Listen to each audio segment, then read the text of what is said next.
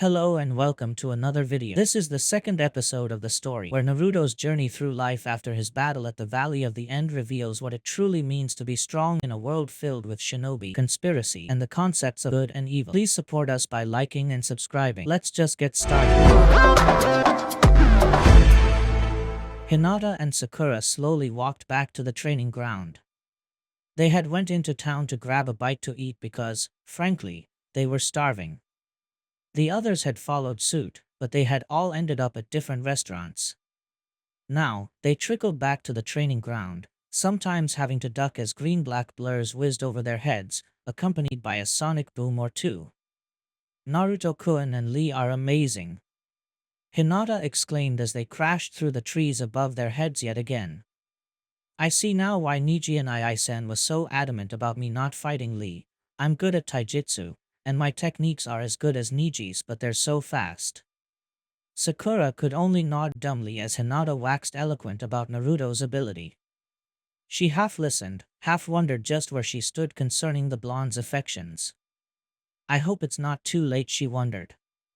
I hope I still have a chance. Sakura glanced sideways at Hinata, who had stopped, having reached the training area.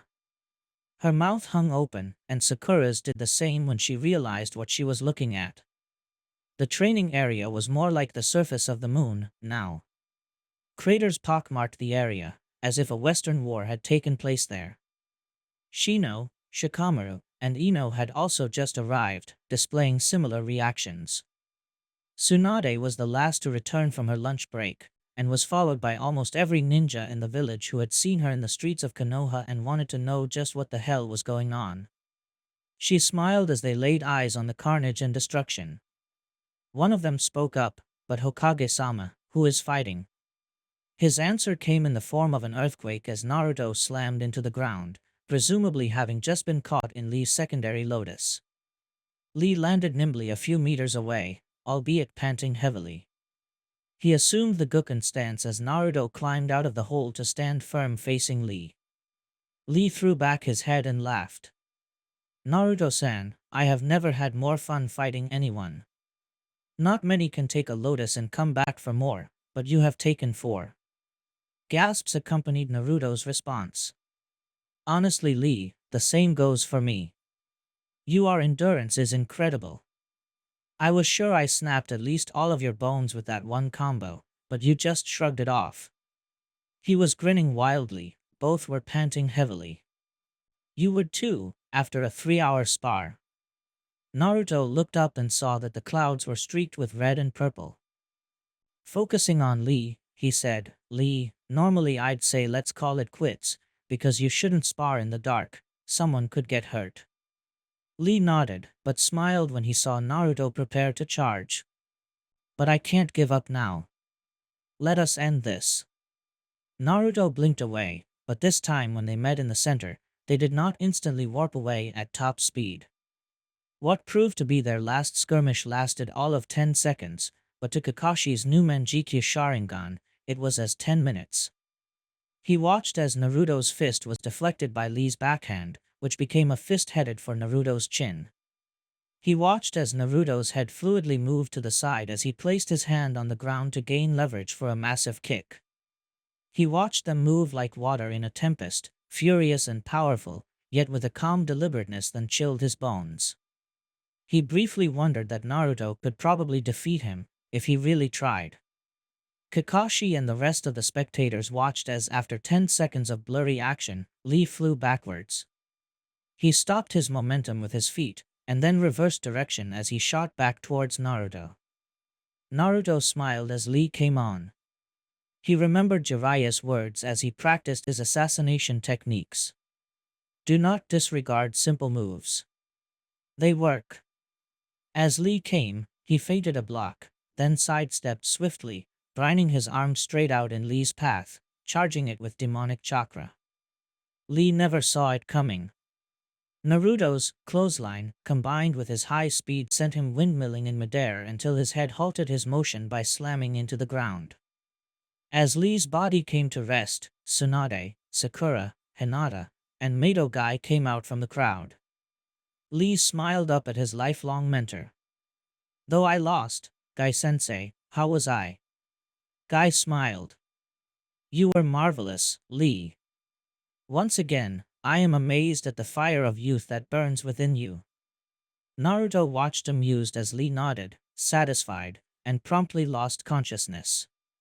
Naruto laughed. Something's never changed. Speaking of change, Tsunade approached him. That was amazing, brat. Let Sakura heal your wounds, then get your butt back to my office. We have a few things to discuss. Naruto nodded, allowing Sakura's green healing chakra to take care of the many wounds he had received from Lee. Hey, Hinata. Hinata looked up at Naruto, who now had acquired a puzzled look. It was quickly replaced by one of contentedness.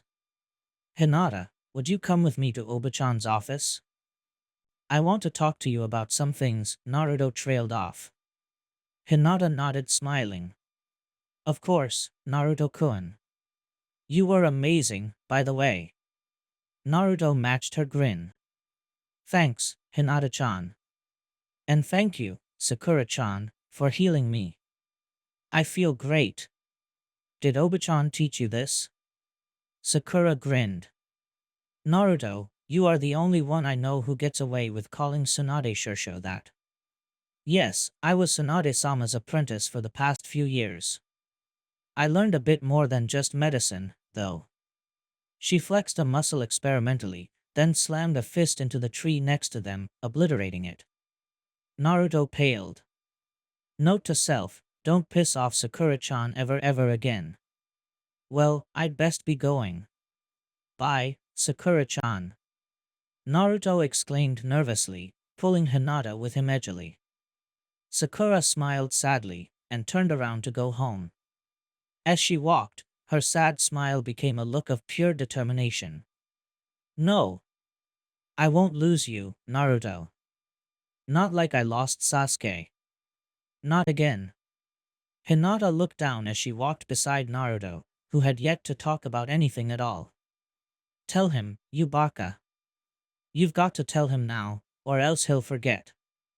But as she steeled herself, Naruto suddenly asked, Hinata-chan, I don't mean to pry, I really don't, but how are things going with the Hyuga? Hinata almost collapsed. So that was what Naruto was concerned about.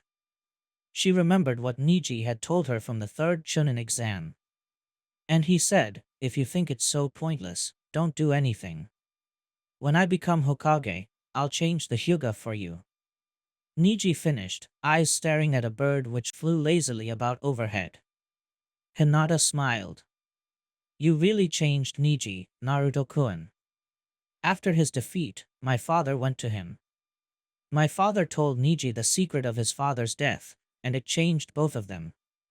From that day forward, my father became much more pleasant and happy. I hadn't seen him smile since my mother's death so long ago, but now he smiles all the time. And I have you to thank, Naruto-kun, Hinata finished. Father even changed the seal on the branch family. It only seals away the Byakugan. It can't be used to hurt them anymore. Naruto was smiling widely at this point. Arigato, Hinata-chan, I'm just glad I could help. He paused. You said your mother died. What happened? If you don't dash, Hinata smiled. No, I don't mind, Naruto-kun. After all, you shared a great secret with me. The least I can do is tell you about my mother. Naruto smiled. She was a beautiful woman with long, blue hair and shining eyes filled with kindness. She was not a ninja, but she was one of the best doctors the hospital had. Everyone loved her, especially my father. They met after my father was injured on a particularly dangerous mission. My mother was tending his wounds, and when he woke up, he said he thought an angel was tending his wounds. Hinata giggled. My father told me that when he told my mother that later, she blushed so hard she almost fainted. I guess that's where I get it from, Hinata finished thoughtfully. Naruto's eyes widened. He had never heard Hinata admit her shyness before. Maybe it wasn't a problem anymore, Hinata continued, eyes moist. My mother and father married soon after. They were extremely happy, but after Hanabi Nechan's birth, she became very ill. It turned out that she picked up a disease from one of the hospital patients who had died a few days earlier. There was nothing the doctors could do, and my mother, Hinata, never finished. She burst into tears and buried her face in her hands, sobbing. She felt her legs give away, and remained upright. Hinata became aware of two very strong and firm arms encircling her, keeping her upright, lending her strength. She opened her eyes slightly to see soft black cloth. She looked up, and met blue eyes which shined with compassion and tears of their own. "It hurts, doesn't it?" Naruto whispered. The pain of loneliness hurt so much, he wiped away his tears, then brought a hand down to cup her cheek. "But I'm here for you, Hinata-chan," he said as he wiped away her tears with his thumb. "You can always count on me. I won't abandon you. I promise. I promise by my Nindo." Hinata giggled. He was so Naruto.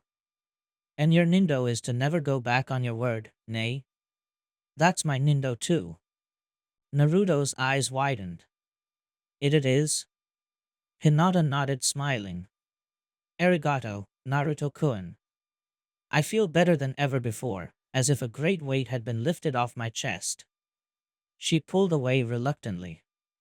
"I know Tsunade wants to see you and give you a mission, but tomorrow, will you meet me at Ichiraku's at 3? There's something I want to talk to you about." Naruto smiled. "Of course, Hinata-chan. See you tomorrow." He watched as she leapt away. He began to run towards the Hokage's office, blushing. "Man, I suck. That was so lame. I hope Hinata-chan doesn't think I'm a loser or anything." He realized that his legs had taken him to Tsunade's office. He began to knock, reconsidered, and simply opened the door as if he owned the place. Tsunade smiled. "Get to bed, brat. I want you to at the Forest of Death training ground at 8 o'clock sharp." Naruto gulped. "What for?" Tsunade smiled evilly. "Survival test." Surviving what? Naruto wondered how such a kind woman could look so evil. He realized why with her next words, "surviving me." Naruto paled. "I'd get some rest, if I were you, brat. You'll need it." As Naruto headed out stiffly, she couldn't resist calling out, "Oh, and don't eat any breakfast unless you want to puke all day. You can make up for it later when you meet Hinata-chan at Ichiraku's." She laughed as she heard Naruto fall down the stairs in shock, cursing. She leaned back in her chair, sake in hand. "I can't wait for 8 tomorrow, whoosh. Whoosh. Whoosh." Naruto flew from tree to tree calmly, trying to quiet the inner storm raging within him. "I need to focus, damn it," he thought angrily. "Women and their wiles, I give up trying to understand them." He stopped his hopping and decided to confront the issue then and there, instead of trying to fight it off. He arrived at the entrance to the Forest of Death to find Tsunade waiting for him. She tossed him a survival pack. "Here," she said, throwing the backpack to him. "This is a very important test for you, Naruto. Pay attention." Naruto grinned as he threw a snappy salute, then waved. He shouldered the back as Tsunade began to explain his little survival test. "You will survive in the forest alone for 3 days and 3 nights. If you survive, report back to this entrance. A 3-ninja team consisting of Sakura, Hinata, and Lee will be waiting for you.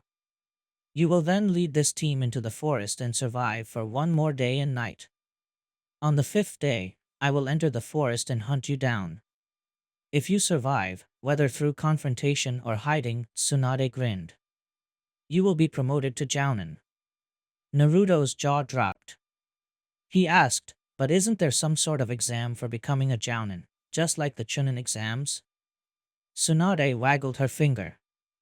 "Naruto, I'm surprised that perverted sensei of yours didn't teach you this. The Chunin exams are so public because Chunin perform more missions and of a greater variety than any other rank of ninja. Jounin, on the other hand, are a hidden village's pride. We can't make their skills public, so the Kage of a village will set their own exam for Jounin. For example, all of your friends except Lee, Hinata, and Sakura are all Jounin now. I held them back so that they could take this exam with you. Naruto sat back on his heels, pensive. He snapped his fingers and said, if that's the case, why are you administering the exam? Couldn't you get Niji or Kakashi or some other Jounin to do it? Tsunade smiled.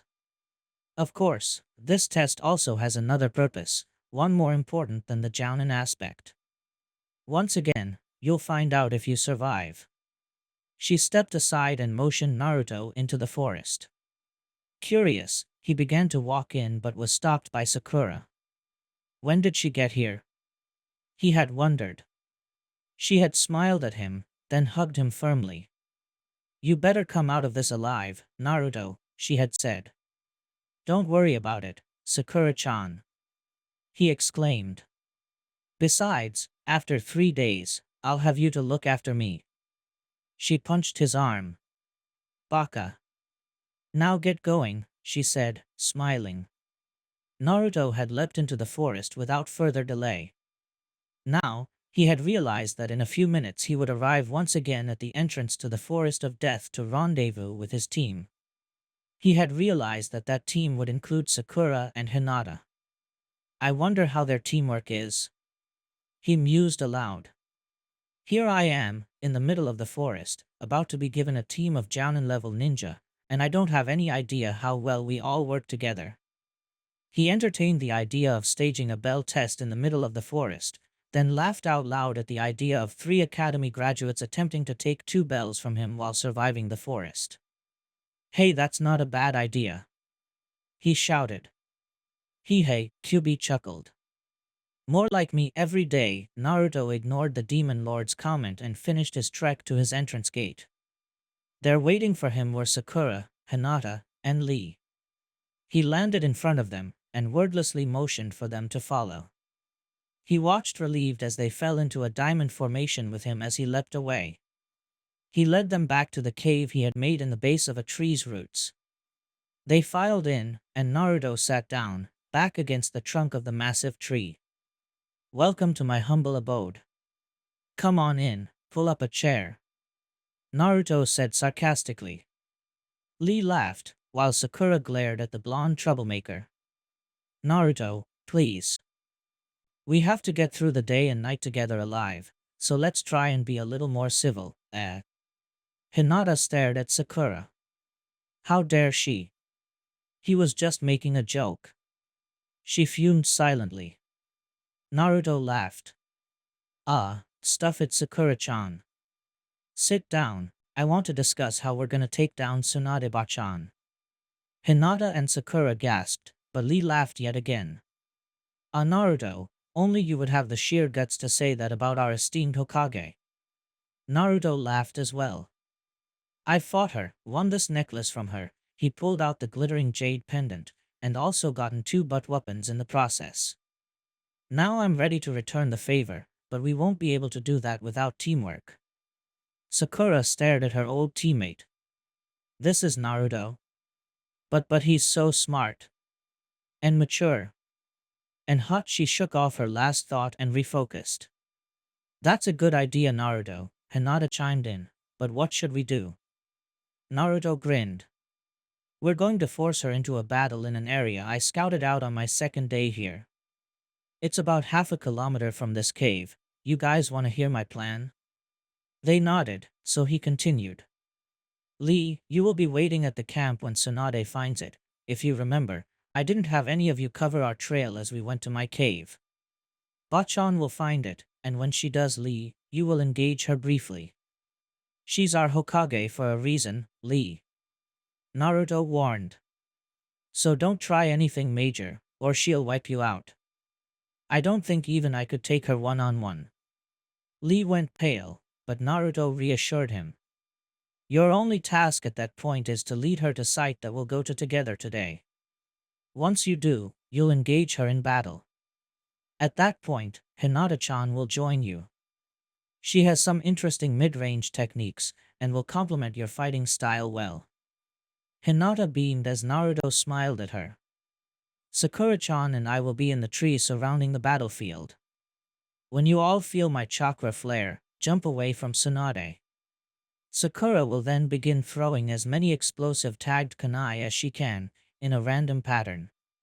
I'll use a technique of mine that prevents damage, sort of like chakra armor, and attack. When Sakura runs out, Lee come back into the fight and engage Bachan with me. Lee, I'm gonna teach you a really awesome taijutsu technique that only we can use together.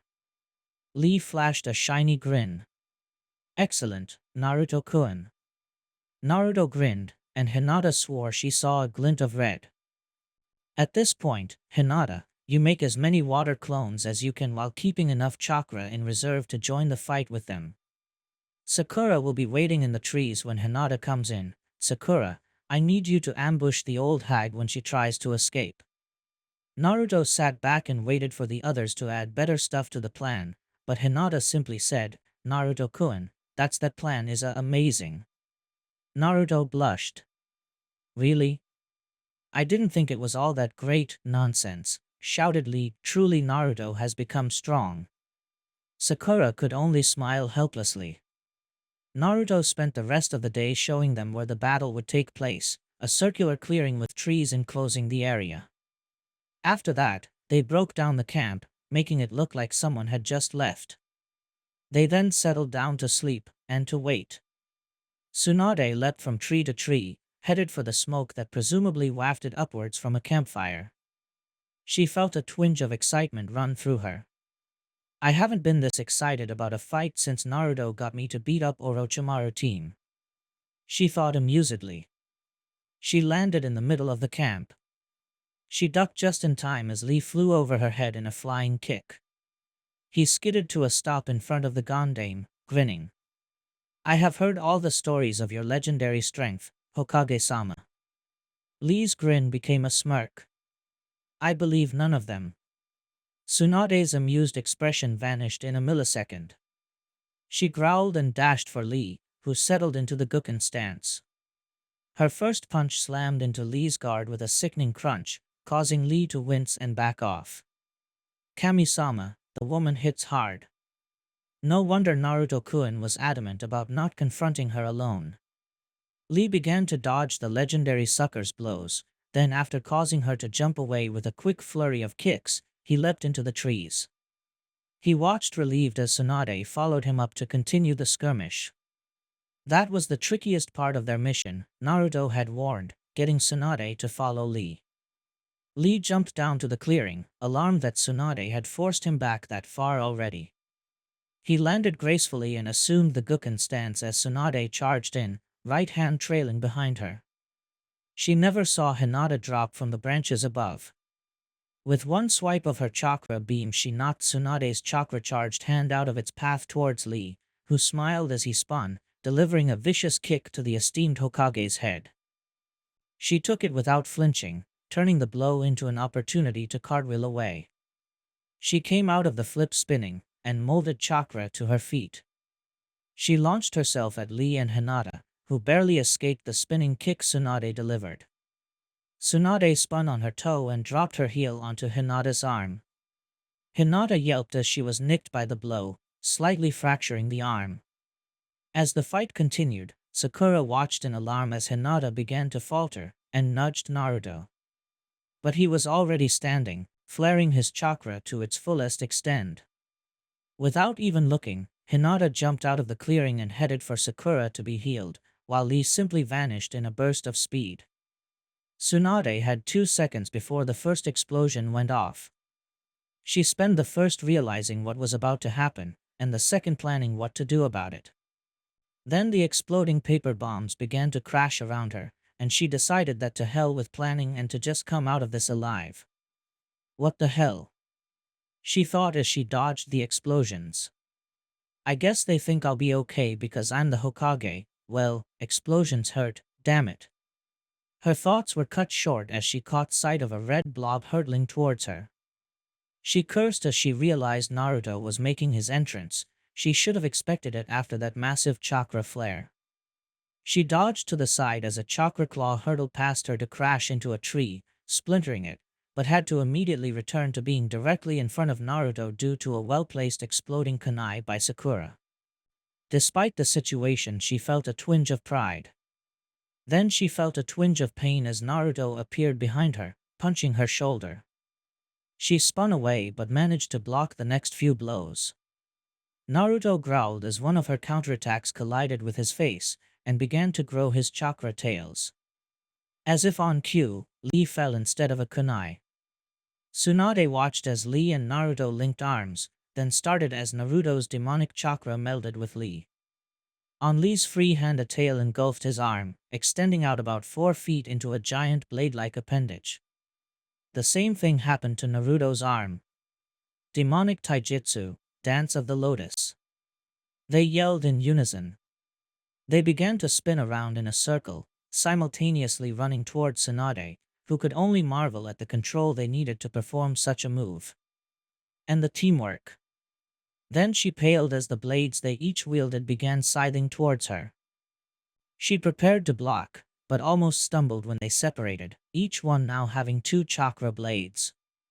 As one, they attacked, and Tsunade began to dodge and block the deadly swords.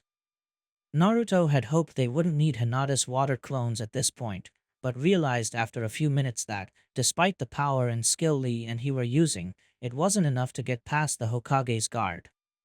Despite the fact that they had landed numerous blows, Tsunade had not only healed them but returned almost all of them, and not without repercussions. Naruto smiled as he felt the sudden presence of "Wow, Hinata-chan. That's a ton of clones," he thought, amazed at Hinata's stamina. Tsunade realized that perhaps it was time to regroup when the clones dropped down and attacked. Though significantly weaker than shadow clones, they could still use Juken, which was a pain in the ass to heal. Tsunade leapt up to a tree and forgot about Sakura, who hurtled out of the foliage to deliver her own ridiculously powerful punch to Tsunade. Tsunade threw up a guard, but smiled helplessly as the force from the blows sent her back down towards the clone army, of which she had only managed to diminish a few. The clones surrounded her with Lee, and Naruto walked into the circle they formed and smiled at Tsunade. "Well, Bachan, do you surrender? Don't try a replacement jutsu, by the way, unless you want to land in a mass of forest leeches. I got rid of all possible replacement objects beforehand and gathered up the leeches the night before." Tsunade began to laugh. She couldn't help it, she laughed long and hard, while Naruto stared at her amused. When Tsunade finally calmed down, she realized that Naruto had silently created 3 shadow clones, all of which now held kunai at her throat. Her eyes widened. "Bachan, please surrender," Naruto urged, still smiling. Tsunade helplessly nodded. "Okay, brat, you and your team pass. Now let's get out of here, I never liked this place." Naruto's smile almost blinded them all. "So, Bachan, what's our first mission?" Tsunade glared at the blonde, still a little peeved at how flawless his plan was. "Quiet, brat. I want all of you to head to my office ASAP. Except you, brat. I want a word with you." Naruto nodded, then turned to congratulate his teammates. "You guys were amazing. We did a great job out there. I hope Bachan keeps us together. She wants us all to go to her office now though, so I'll see you there in a sec." He stopped Hinata. "Sorry we didn't get to go to Ichiraku together, Hinata-chan." She laughed. "It's okay, Naruto-kun, you were a little busy. How about we go after Tsunade-sama meets with us?" Sakura, who had been listened, piped in, "Yeah, why don't the 3 of us go? Lee's got to meet guys somewhere, so why not all 3 of us?" Naruto paled as Hinata glared at Sakura with more killer intent than he thought was possible from the pearl-eyed girl. I gotta talk to Tsunade. We'll talk about it later. Run along now, bye-bye." Naruto panicked as he ushered the 2 new kunoichi jounin away, still giving each other death glares. He turned away and ran back to Tsunade, who looked on smirking. "Well, Hormone Boy, now that that's over with, I have confidential news for you. Naruto stopped all motion. Tsunade nodded in approval and went on. That test was, as I said, more than just a jounin exam. It was a test to see if you were ready to kill, and you passed. She breathed in. I have your team's first mission for you, but I have no doubt that you will be the deciding factor in this assignment. Sasuke has been spotted entering the Fire Country. Your mission is to find him before he reaches Konoha and bring me his body, dead or alive. I only say alive because if it's possible I want to examine the cursed seal, and then hand him over to Marino Ibiki for interrogation. Naruto was staring at the ground when Tsunade finished, but when he looked up his eyes gleamed with anticipation. Well, he said. Let's head back to my future office, Nay. We gotta break the news. Naruto walked along the main street of Konoha, completely and utterly bewildered and with no idea of where he was going.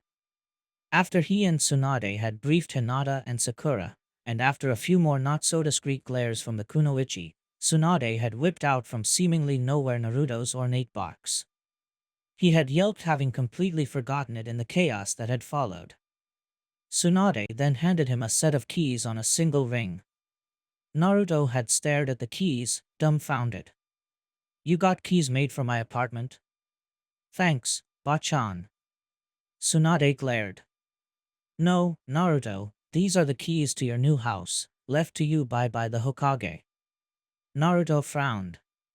But Bachan, why? And which Tsunade had lost her temper at this point and thrown Naruto from her open office window. When he landed, a crumpled piece of paper hit him on the head. Upon opening it, he saw that it was directions to his house. And now, he was on the last leg of the journey. He began to feel uneasy and downright terrified. His path was taking him past the Hyuga clan house, along with every other wealthy and influential Konoha citizen, some of whom were council members, all of whom had treated him like trash in the beginning. Naruto shook his head clear of those thoughts. If any of them try anything now, I'm more than ready for them. Naruto looked back down to his paper, then realized that he had arrived. He looked at the house, then back at the address on the paper, then back at the house. That's no house, Naruto mumbled. That's a mansion, indeed. Naruto now stood in front of what seemed to be the largest building intended for living in Konoha. The house stood 3 stories high, with a bright red shingled roof and tall windows. Naruto mumbled to himself as he walked up to the front door. Why was everything in life an adventure for him? Why did it always have to be flying from one fight to the next? When Naruto reached the door, he began to try the keys in the lock unsuccessfully until finally one of them turned the tumblers and opened the door. He walked inside and was greeted first by boxes of his possessions, spare clothes, spare weapons, and a few others which he was pretty sure contained the necessities of life. He then looked up from the pile of crates to notice that the house was immaculately clean. Bachan probably paid a maid to do it or something, Naruto thought tiredly. He walked to the stairs and found the master bedroom, curiously placed on the second floor directly in the middle of the house. He sat down heavily, and placed the box on his lap. He picked out the smallest key from the ring, and surprisingly it fit into the box's keyhole. He turned the lock and opened the lid. Sitting on top of a pile of unidentifiable stuff was a letter face down. Naruto picked it up and turned it over. It said, to Uzumaki Naruto, from the Yondaime Hokage of Konoha. And with trembling hands, Naruto opened the letter, pulling out a piece of paper. He opened it up and began to read. Naruto, if you are reading this, then you have reached the age of 16 and are now an adult and jounin of Konoha. I am the Yondaime, but I no longer wish for you to think of me by that title. Call me father.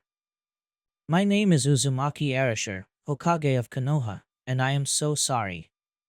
I write this letter to you, my son, because I know that my time is running out. The demon lord known as the Kyubi is headed for Konoha, and I know that it is my duty to stop this demon from destroying any more lives. I'm sorry, son.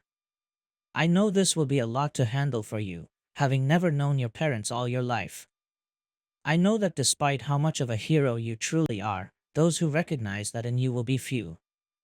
I'm sorry for thrusting this burden on you, Naruto, but it is the only way. You are the perfect candidate, being of the Uzumaki bloodline, and I am loath to ask another ninja to sacrifice his child, just so that my own would not have to carry a demon lord in their tummy, hehe. I will tell you what you are now ready to hear, Naruto. Hopefully by the end of this letter you will understand. In my wildest dreams, I hope you can think of me as a father in the end. I was the heir of the Uzumaki bloodline, the sole heir. I was an orphan at birth, but even though I was born from the only clan more powerful than the Uchiha and the Hyuga, I was not regarded well in the village. I vowed that I would gain their respect, and that I would become the Hokage of Konoha. I sought training from one of the most powerful ninja in the world, Jiraiya of the legendary Sannin.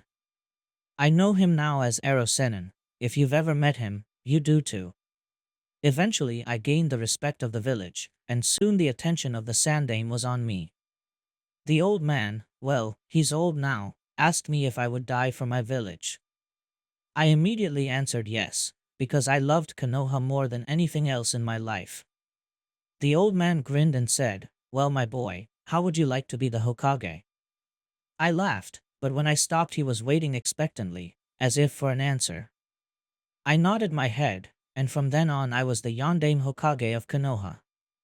Before I could be anointed though, we had to fight a war with the Hidden Rock. That war was horrible, lasting several years and costing us many ninja, all of them good men and women. We did win the war though, and afterwards I became the Hokage when old man Sarutobi retired. After the ceremony and approval of the council, I began my job. Son, if you ever want to be Hokage, be warned, the paperwork sucks. Regardless, I loved the job. I loved being connected to every person in the village. I loved defending the village. I met your mother when I was shopping in the village for food. I had left my Hokage robes in my house, so I was dressed no differently from any other civilian, something I enjoyed doing. I was getting some fruit when I bumped into a young woman about my age. I helped her pick up what she was carrying, which turned out to be a basket of ramen noodles. When I met eyes with her, I was dumbstruck. Your mother, Naruto, was possibly the most beautiful woman in the entire village, with long red hair and shining eyes. I immediately inquired where she was going, and she laughed and shoved past me. As she left she shouted behind her, "Ichiraku's." I followed her, fruit forgotten, to Ichiraku's, a ramen stand. I sat down at the counter and ordered miso. I was served by the red-haired woman herself, who introduced herself as Kimari of the Yamuru clan. Your mother was incredible. Fiery and calm, funny yet serious, and stubborn as hell. We got to talking, and I asked her to dinner. 1 year later, we were married. Naruto, if you ever meet someone whom to you is important in the deepest core of your heart, never let them go. You will be happier than you could ever imagine if you follow your heart. Our marriage was the best choice I ever made. If I had to choose between Hokage and father, I would gladly choose father.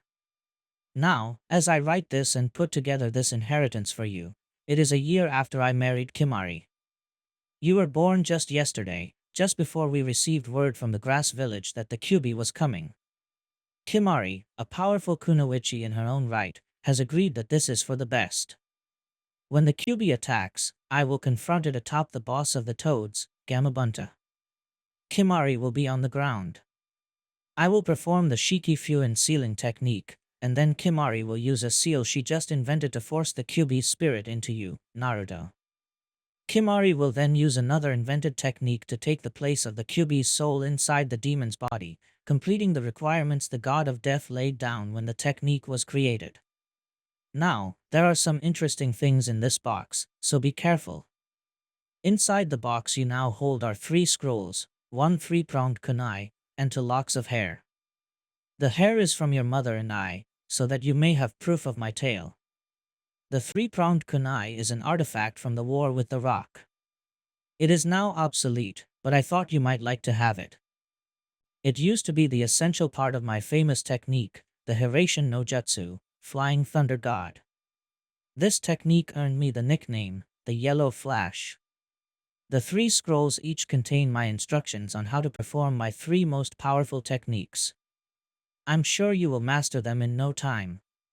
Remember, they are only to be used when defending Konoha. And now, my son, my little Naruto, I must say goodbye. Your mother says, I love you, my son. I know you will be strong, know that I am watching over you. I love you, Naruto. Be strong for Konoha, your mother and I are watching out for you. Uzumaki Erasure Uzumaki Kimari. Naruto stared at the letter, rereading it slowly. Dad, he said aloud. He moved the letter and box aside as tears began to fall. Naruto smiled as he looked at the letter, his only connection to his parents. Thanks, Dad. I understand. And I love you too. He reached over to grab the box when a knock sounded at the door. Wiping tears from his face, he jogged down the stairs and opened the door, yelping. Ah. Hi, Hinata-chan, what's up? Hinata stood in front of the doorway looking down at her twiddling fingers. Tsunade-sama wishes me to tell you that the mission is cancelled and that Sasuke has left the country. We are to have the rest of the week to rest. Good night, Naruto-kun. As she turned to leave, Naruto became aware of a curious clenching in his heart. He tried to breathe, but found he couldn't. He painfully forced down a swallow, and said, Hinata-chan, do you want to come in? I'd hate to think you came all the way here just for the sake of a few seconds. Hinata froze, then turned around. Naruto's heart skipped as he caught sight of Hinata's smile. It wasn't very wide, but it was so filled with genuine happiness that it blew Naruto away. Thank you, Naruto-kun. I would like that very much. Naruto grinned. Hey, yeah, you can see my dad's box too. The one that Tsunade gave me.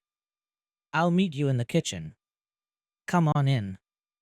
Hinata giggled as Naruto raced upstairs like a 6-year-old with his first real kunai. She walked into the kitchen, staring in awe at the sheer quality and craftsmanship of the house. She turned back to the stairs as Naruto came down, bearing the ornate gold box from before. He set it on the table, opening it and handing a letter to Hinata. Here, Hinata-chan. I'd like you to read this. Hinata nodded, and read the letter. Naruto watched as her pearly eyes widened, and then began to moisten as she put down the letter. Naruto-kun, she choked. I'm so sorry no. Hinata-chan, don't be sorry. I'm not, I'm really happy. Now I finally have the last piece of the puzzle of who I am. I know who my parents are now, it's okay, really. Hinata smiled and wiped away her tears. Thank you for sharing that with me, Naruto-kun. Naruto smiled. Hey, you spilled your past to me first. I just thought you know, Hinata giggled. I do know, Naruto. Thank you. I need to get going though, or Niji will get worried. Are we still on for tomorrow? Naruto gave the thumbs up. Of course, Hinata-chan. I can't wait. I just hope I don't make an ass of myself. Wait, why would that matter? It's just Hinata-chan, right? Hinata smiled, then turned to leave. Oh, Naruto. Here. Naruto frowned as she handed him an envelope, also addressed to him from his father. This was in the other envelope. Good night, Naruto-kun. Good night, Hinata-chan, he shouted as she disappeared into the night. Naruto turned his attention to this new letter, and hastily opened it, wondering what it could possibly contain. He began to read as he ascended to his new bedroom. As he read, his cerulean orbs widened, until he staggered onto the bed and sat down heavily. He looked out the window. Sasuke, what you seek, what you did, it was all for nothing. Naruto stared at the piece of paper he had just read, heart pounding from the shock of discovery, the kind of shock that only comes when a major outtake on life has just been shattered. Naruto stared at the paper, willing it to be wrong. What follows is a report filed by Sarutobi, Sandaime Hokage of Konoha, and Uchiha Itachi, captain of Ambu, concerning the massacre of two major clan houses of Konoha, the Uzumaki and the Uchiha clans. This report's goal is not to republish the details of the death of the Uzumaki clan, as they were all murdered by the Kyubi, down to the last child. That report can be found under its own title in the archives. However, it is important to keep the fact that the Uzumakis were murdered in mind as one reads this report. Konoha has always had three noble clans, Hyuga, Uchiha, and Uzumaki. Of the three, the Uzumaki were clearly the most powerful based on comparative strength of ninja and Kekkei Genkai. When the Kyubi attacked, the commander in charge of our forces while the Yondaime was preparing his seal, a Hyuga, placed the Uzumaki ninja on the front line, stating that they, as the most powerful ninja in Konoha, had the best chance of stopping the Kyubi. The Uzumaki suspected no treachery, and agreed to the assessment. They were slaughtered by the Kyubi, just as the nameless Hyuga expected. However, several of the wounded Uzumaki escaped the battlefield. The Hyuga commander, with two of his associates, tracked them down and killed them. This information was released by Uchiha Itachi, who witnessed his best friend partake in the event. His news was most troubling, as he stated that with his Sharingan he spotted two familiar chakra signatures, the most important being his friend's, a fellow Uchiha. This led Itachi to believe that there was an understanding between the Uchiha and the Hyuga concerning the Uzumaki, despite the long-term hostility between the Uchiha and the Hyuga. It was also rumored that the alliance would continue, due to the uncertainty of the extinction of the entire Uzumaki clan. A few years after the death of the Yondaime, Itachi went to his father, the head of the Uchiha clan, and demanded to be let in on the conspiracy. His father, suspecting that Itachi wanted to help, gladly acquiesced. Itachi then went to the Sandaime Hokage, now acting Hokage, with what he had learned. The Sandaime ordered the immediate assassinations of those who murdered the Uzumakis, and it was carried out by Itachi himself. The Sandaime then asked Itachi how deep the conspiracy ran in the Uchiha clan. Itachi reported that the only one who remained innocent was his younger brother, Uchiha Sasuke. The Sandaime then ordered the immediate arrest of the entire Uchiha clan ninja. Itachi asked that he be the one to preempt the Ambu to the mission, and the Sandaime agreed. When Itachi arrived, he was attacked by friends of the Uchiha he had already killed, his best friend and fellow Ambu member. Itachi defended against their attacks, killing them. This gathered the attention of the rest of the clan, who all attacked Itachi. He tried to dissuade them, not wanting to spill any more Uchiha blood, but was unsuccessful. He neutralized every last Uchiha. Missing among the dead were Itachi's own parents, among others. He was stopped, however, by Hyuga Kasari, who had been stationed at the Uchiha house just in case the Hokage tried anything. He seized the opportunity to ambush Itachi, incapacitating him. Itachi reports that Kasari then transformed into Itachi and proceeded to massacre all remaining Uchiha, including the inactive ninja and those who never became ninja. The Hyuga had planned this the entire time, and had acted on the opportunity Itachi's attempted arrest presented them. They double-crossed the Uchiha, slaying them all. Itachi reports that as soon as he was able he sought out his parents, only to find them dead from ninjutsu wounds. He immediately ran outside to see his brother confronting the transformed Hyuga. Not wanting to bring further pain and confusion on his brother, Itachi abandoned the mission and returned to the Sandaime. The Sandaime was forced by Itachi to label him as a missing nin, whereupon Itachi left Konoha, and has not returned to this day. This information is not to be released until Uchiha Sasuke's coming of age, and should be shown to him before any other. Sarutobi, Sandaime Hokage Uchiha Itachi Naruto fought down the urge to hunt down Sasuke and beat the sense into him, resolving instead to finally catch up on his sleep. But damn it, he yelled as he lay awake. It's just too damn confusing. Plagued by uncertainty, Naruto succumbed to unconsciousness. Hinata and Sakura stood outside Ichiraku's ramen stand, waiting for Naruto to show up. He wasn't late, not at all. Rather, the two kunoichi had tried to beat the other there, only to arrive at the same time. Hinata stared at Sakura, and decided the issue had to be resolved before Naruto-kun came. Sakura-san, why are you so interested in Naruto-kun all of a sudden? Hinata blurted out. From what I saw a few years ago, you didn't really think much of him. Sakura sighed. You know, Hinata, you're right. I thought he was an idiot and a loser. I had no idea he had ever suffered so much. I didn't know anything about him at all. Sakura caught Hinata's frown.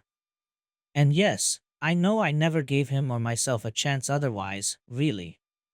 But that's why I'm here, because I do know Naruto, having been on his team, and I know he's more forgiving, caring, generous, and kind-hearted than anyone I know. I've already begged for a second chance for myself, but I still need to give him his first. Hinata sighed. So there's nothing I can say that will make you stop chasing him? Sakura laughed. Come on, Hinata, I can't just let him go without a fight. Besides, she said wistfully, he is so hot now that he's grown up a bit.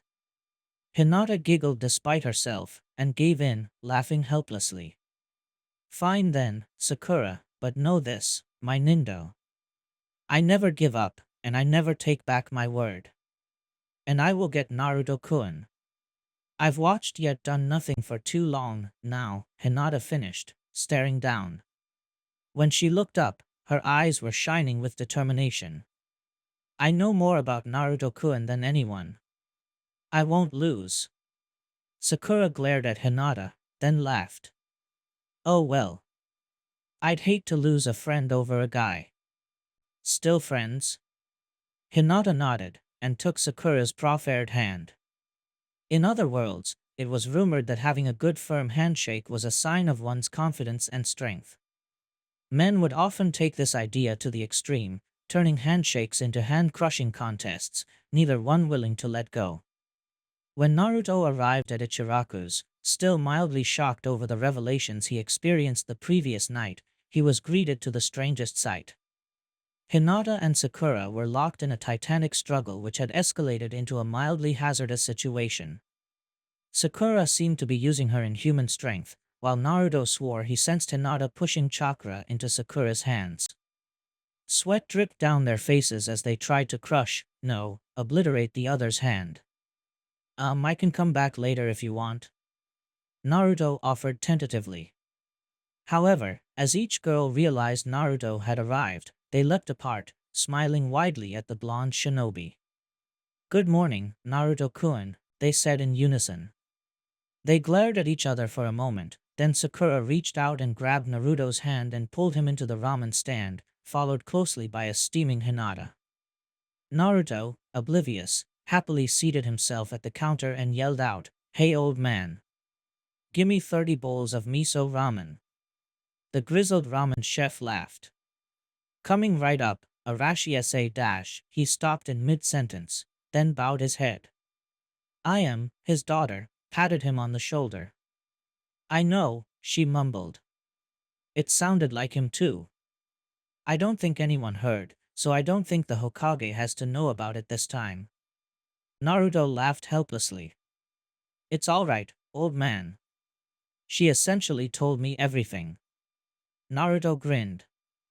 I'm still waiting for my ramen. I want 30 bowls of miso. The chef turned around and grinned. You got it, brat. And what would the missus like? Hinata laughed. I'll have what Naruto-kun's having. Sakura smiled. Ditto. The chef laughed. Naruto, you're growing up fast. One woman ain't enough for you, is it?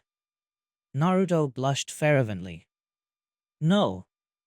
We're just having lunch, that's all. Just make the ramen. The chef laughed at Naruto's protests. Then Sakura remembered something. Naruto, why did he think you were the yondaime? Naruto grinned. Because I'm his son, of course. Sakura sat back, shocked. You found out who your parents were? And your father was a Hokage? Naruto simply smiled as the ramen was served. Before breaking apart his chopsticks, he reached into a pocket and handed Sakura a letter. Read it for yourself. I, meanwhile, will eat. Itadakimatsu. He began to shovel ramen in, motioning for Hinata to do the same. She did, albeit with a little more dignity. Sakura's ramen remained untouched as she read the letter. She finished and looked up, eyes misty. Hinata, have you seen this? She nodded, slurping up her noodles. Naruto cleared his throat. Actually, there's another letter neither of you have seen. I think you'll find it interesting indeed. He pulled the mission report out of his pocket and handed it to Hinata, who motioned Sakura over. Together they read the truth about the Uchiha massacre and why there were no Uzumakis in Konoha. Naruto, this is huge. Sakura exclaimed, settling onto her stool. Does Tsunade-sama know about this? Naruto shook his head. I was gonna tell her after lunch today. The only question remains is what is she gonna have us do about it? Hinata glared. I don't see why that should change. Sasuke attacked and attempted to kill a fellow Konoha shinobi. He betrayed us all. The only reason Hokage-sama hasn't sent an army after him is because he was just a genin when he left and didn't know anything important about Konoha. Naruto shook his head. It's not that simple, Hinata-chan. This information completely destroys the only motive Sasuke had for doing everything he's done so far, for good or ill. I'm just wondering how the Bachan will interpret it. Naruto returned his attention to his noodles, signaling the old man for more. He glanced over at Sakura. Hey Sakura, you've got noodles on your head. Sakura immediately moved her hand to the accused area. What? Where? Naruto seized the opportunity to flick a few noodles onto her hand as it searched, and they landed with a satisfying splat. Naruto!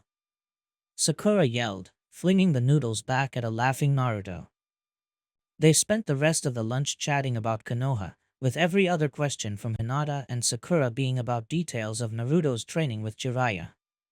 Finally, even Naruto was stuffed, so he opened up his little frog wallet, counted out the yen, and placed it on the counter. Nay, see you in a few hours, old man. Naruto called back as he walked away, flanked by the two kunoichi. Naruto led them directly to the Hokage's tower. You guys can wait out here if you want, I'm just gonna deliver the letter to Bachan. Be right back, and with that he dashed up the stairs, leaving behind a sputtering Hinata and a fuming Sakura. Naruto knocked on the door to the Hokage's office, eliciting a, "Come in." Naruto walked in. That's funny, Bachan, I didn't think you'd be awake. Isn't this paperwork time? He ducked under a heavy medical textbook and continued, ignoring the slam of the many pounds of paper hitting the wall. I've got something you need to look at immediately. Naruto said seriously, placing the letter on the desk. Tsunade looked at Naruto curiously, opening the letter. She read it carefully, then handed it back to Naruto. Well, this certainly changes a few things. I guess the real question is, how does it change for you? Naruto frowned. This whole conspiracy reeks of the Hyuga, excluding Hinata-chan and Niji. If the Hyuga orchestrated the whole thing, then not only is Itachi completely innocent, but Sasuke had been on a wild goose chase for almost his entire life. Tsunade nodded. I'm glad to see you're not letting your emotions cloud your judgment of the situation. Now, I know what I'm going to do about it, but I'd like to hear your opinion. Naruto looked up thoughtfully. Well, I'd like to have 3 things accomplished, if it were up to me. First, I'd ascertain just how much of Sasuke's actions were caused by corruption from the cursed seal. Second, I'd confront both Itachi and Sasuke in an attempt to bring both of them back to Konoha because, from what I've seen, we still need strong ninjas, especially with the threats from Akatsuki and Orochimaru. Tsunade smiled. You sure have grown, brah. Naruto grinned. And finally, I'd like to find out what my Kekkei Genkai is. Tsunade's praise died in her throat. Well, except for that last one, I agree with you. Naruto, as the foremost medical expert in the world, your Kekkei Genkai may never manifest itself because of the interference caused by the Kyubi as you grew up. I'd confer with him and get his opinion on this.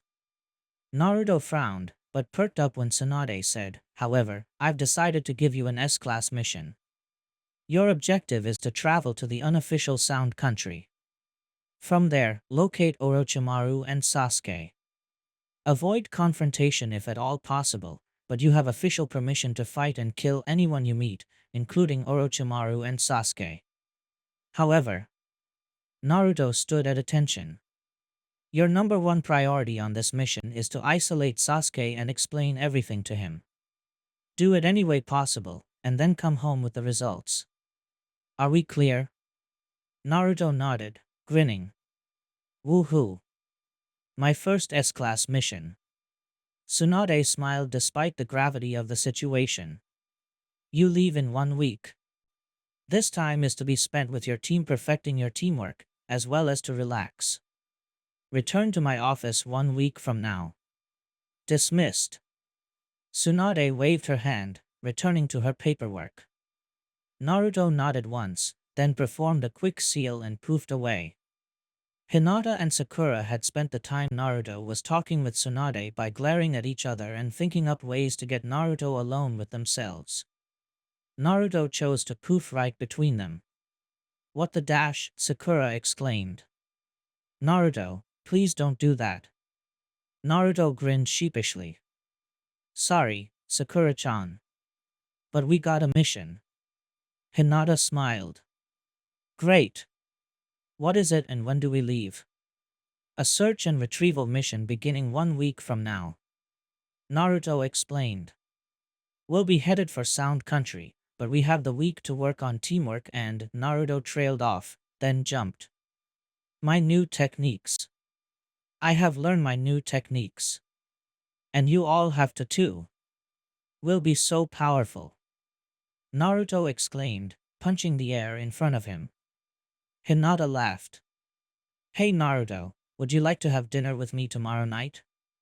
Just the two of us?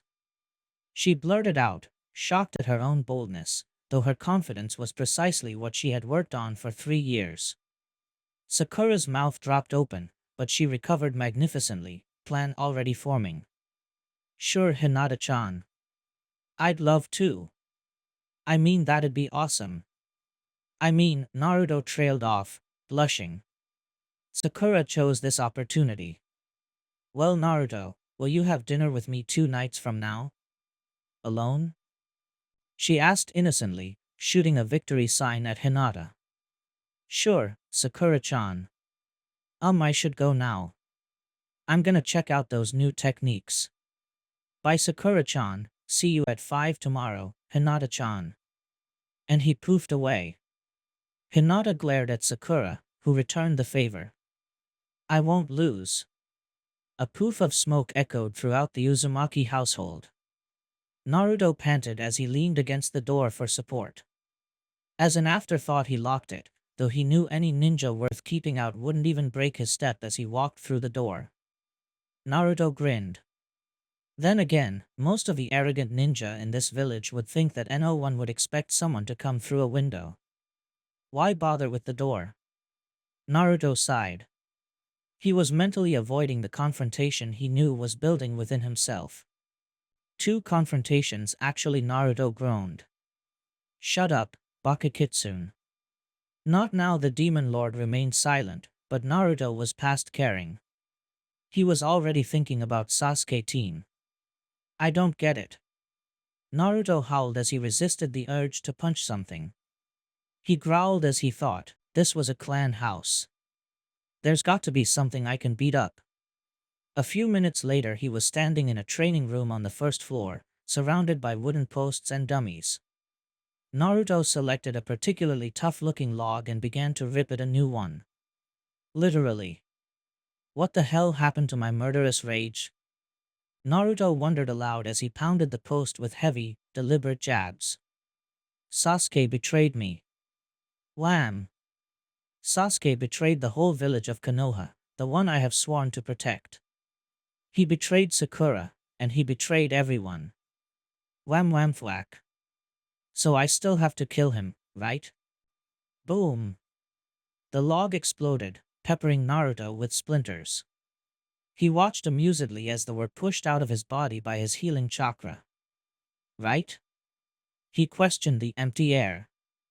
Then the truth of the matter hit him like a ton of bricks. No, Naruto affirmed aloud. I don't have to kill him. That's his choice. If he ends up dead by my hand, so be it, but I will not hunt him down. Naruto smiled grimly. I am not Sasuke.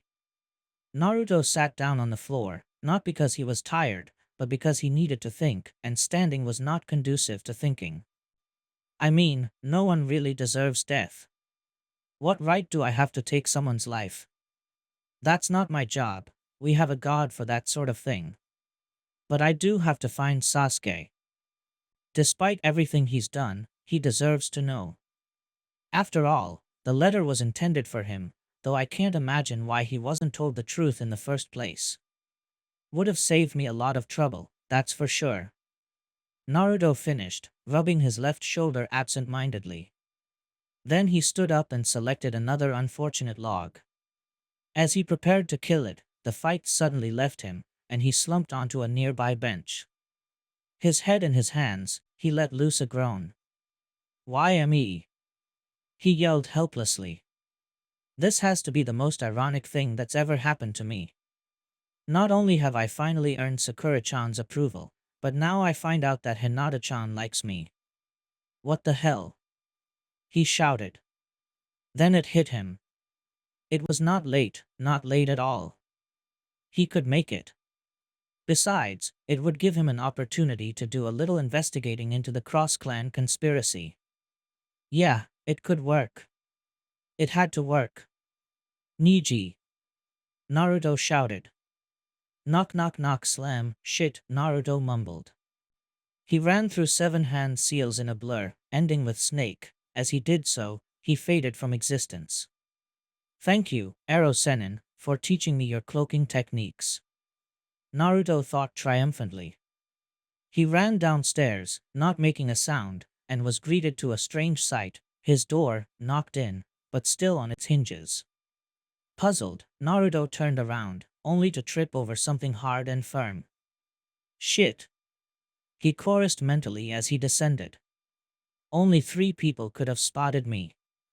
I hope it's not, but when he saw who had invaded his house, he wished with all his might that it was Sasuke who was standing over him, palm pointed at his heart. Hee ha, how ya doin', Niji? Niji glared. Sasuke glared at Orochimaru. Why the hell did you pull me out of the fire country? It was not a statement Orochimaru liked. He glared and leaned towards the boy, who did not back away. This was not for you to know, but I think I will tell you, though not because you asked. Orochimaru sat back on his throne-like chair. Of all the things he missed from his old destroyed hideout, he missed his chair the most. So he had had one made. He settled into it more comfortably. Konoha will be sending a team of jounin here to investigate. I wanted you here because Naruto-kun will undoubtedly be a part of that team. You are to kill him and activate the Manjikyu Sharingan. Or Sakura, if she is present. I imagine she would make an easier target. Sasuke nodded. She always was the weakest of the 3. He was about to apologize for interrupting Orochimaru in his latest experiment, an action guaranteed to get the snake Sannin to teach him a new jutsu, when a scuffle broke out in the hallway. Sasuke started to leave to investigate, but was stopped by Orochimaru, who had suddenly appeared at the Uchiha's side. No, I will see to this myself. Orochimaru shut the door behind him and turned to face an interesting scene. Kabuto stood over the bodies of 2 snakes, which were in the process of poofing out of existence.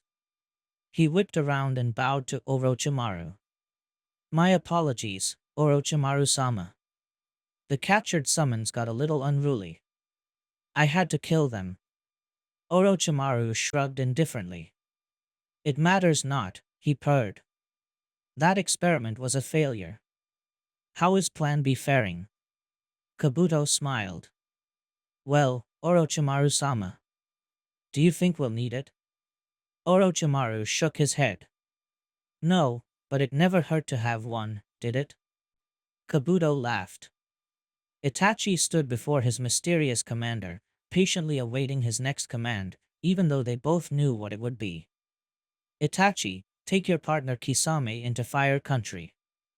Uzumaki Naruto will be traveling with a team of Jounin headed to Sound Country, presumably to attack Orochimaru.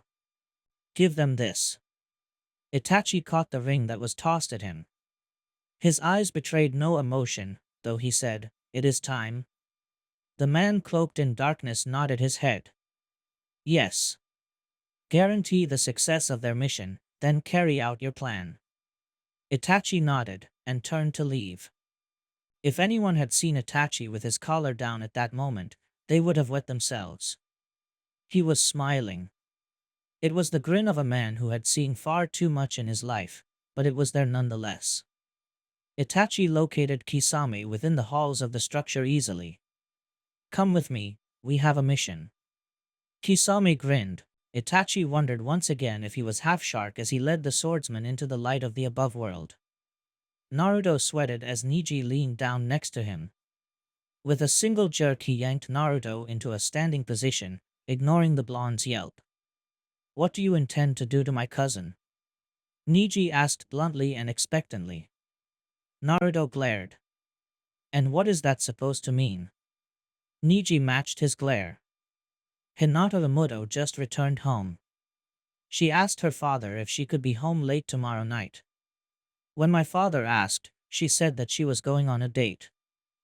Her father did not press the issue, but I knew exactly what she meant. So I came here. Neji smiled evilly. I like you, Naruto. You're a nice guy. I see why Hinata never mind. My point is, if you hurt her, he let it trail off, patting Naruto on the shoulder. Naruto paled as he felt a small amount of chakra being thrust into his shoulder. Neji smiled at his reaction. I'm glad we understand each other. You have fun tomorrow night. Neji turned sharply, but Naruto called out, Oi, Neji. He turned, then seeing the serious look on Naruto's face, walked back. First off, I will never hurt Hinata-chan. Ever, and that's a promise. Neji nodded. 2. There's something I want you to look at. Naruto pulled a letter out of his pocket and gave it to Neji, who scanned it quickly. He paled, and handed the letter back to Naruto. So what does this mean? Neji asked.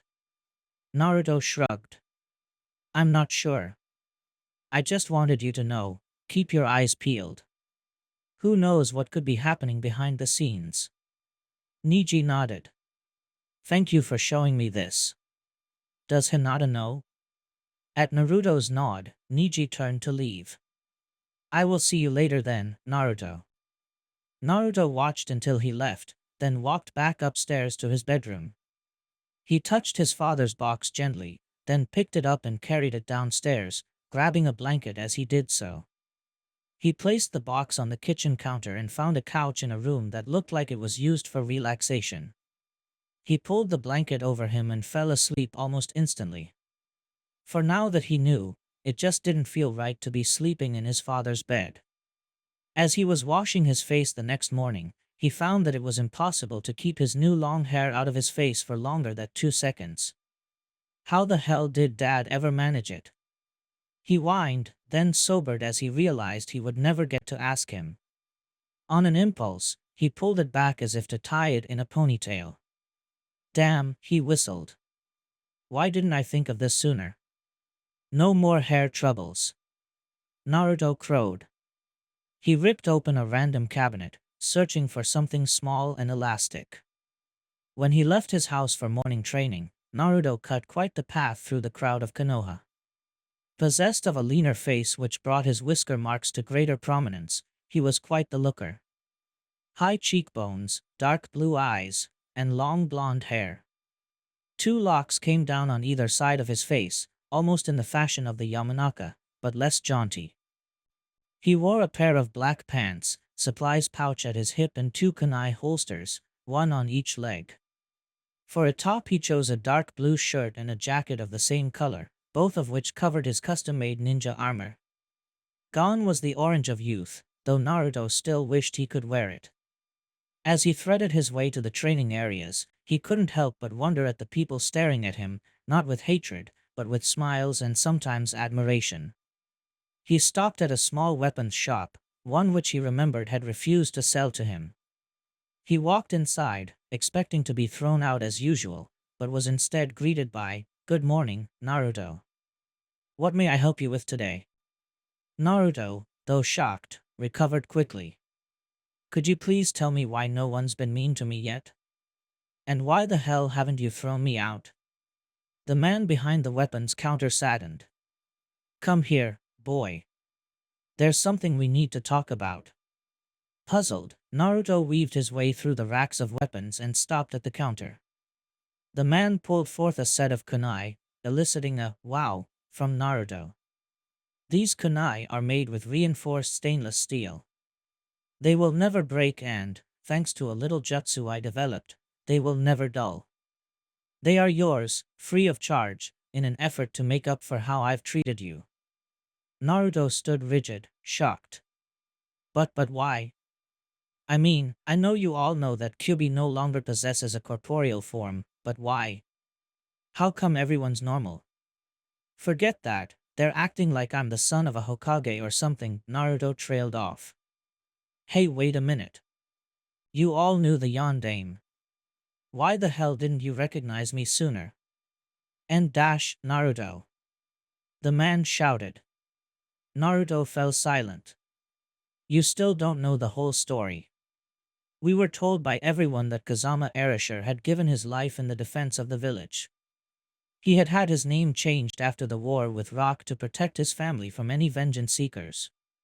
He actually went by the name Kazama instead of Erasure up until his death. Oh, Naruto mumbled. So our esteemed Godame called a village meeting to reveal everything about you. She didn't tell us you were Arashi's son until the end. Instead, she basically read us your resume, and it was impressive, kid. There was no one in the village after that who didn't respect you for defending our village from Shikaku. And then she dropped the bombshell. Oh, and by the way, he's the son of Erasure. So you see why. And besides, the old man looked Naruto up and down. You cut a mean figure, boy. I wouldn't object to my daughter dating you, that's for sure, he finished with a wink. Naruto blushed. Who's your daughter? The man drew himself up proudly. Konoha's #1 weapon master, besides myself. Naruto's face lit up in recognition. Tenten. The one and only. Naruto smiled, content, then said, Old man, I can't just accept these weapons for free. But you won't let me pay for them? The man shook his head. Naruto grinned. Well, fine then. And Naruto walked over to the single-bladed weapons of the katana variety. So tell me, old man, which one would you suggest for me? The old man almost leapt over the counter to Naruto's side. Well, from your body build and your size, I'd say you're a taijutsu master with an equal speciality in ninjutsu. You're fast, but you can hit hard with the best of them. For you, he trailed off as he browsed the racks. For you, and then he stopped moving. He slowly turned to look Naruto in the eye. You haven't activated your bloodline yet, have you? Naruto groaned. No. And you can just dash, the man laughed. Relax, Naruto. It's impossible to activate before the end of puberty, though having had the Kyubi in you, you should be able to activate it any day now. Naruto grinned. Really? The man nodded, then remembered what he had though of. Wait right here, boy. And he disappeared into the back of the shop. He returned with a long cloth-wrapped bundle. He handed it to Naruto, motioning for him to unwrap it. Not many people know this, but your father was the only one to ever defeat me in an Iajutsu match. As a reward, I crafted this blade especially for him. When he died and the sword was recovered, I swore never to let it see the light of day again. However, Naruto gasped as the magnificent blade was revealed. The blue metal shone dully, but it was the most beautiful piece of weaponry Naruto had ever seen. He gave it a few test slashes, noticing how balanced the blade was and how perfect it fit his hand. However, I didn't know he had a son. That blade is yours by right. I have a feeling your father left something for you to read about it in one of the scrolls I helped him scribe. The man paled. Shouldn't have said that. Trust me though, this blade is much, much more than a simple katana. It's yours for free, so you can pay for the kunai set if you want. Naruto grinned and pulled out Gamachan, emptying it into the man's hand. Pleasure doing business with you. Naruto exchanged his old kunai for the new ones and strapped the sword to his back with a sword belt selected from the man's shop. As he left, the man called out, "By the way, my name is Busho. Come back again." Naruto laughed and turned, only to run into Tenten. As she fell backwards with a yelp, Naruto caught her deftly. "Boots wasn't looking where I was going. Are you okay?" Tenten, despite herself, blushed. "Yeah, I'm fine." "Hey!" she yelled, noticing the sword on Naruto's back. "What the hell are you doing with that?" She jumped away from Naruto, two kunai appearing in her hands. They didn't stay there long though, and Naruto found himself rolling to the side to avoid the daggers. Ten. Busho roared. The kunai twirled around his fingers. "How many times have I told you not to attack the customers? That man is stealing Naruto-kun's blade." Tenten yelled back. "Give me my kunai back, they're the only ones I have on me right now." That, apparently, was the wrong thing to say, as Busho's neck became redder than a tomato. "What?" he roared. "These are all you have on you?" Tenten made a shushing noise. "Of course not. But he doesn't need to know." Busho sighed. "Tenten, take a closer look at the young man." Tenten grumbled as she met Naruto's blue eyes. She paled.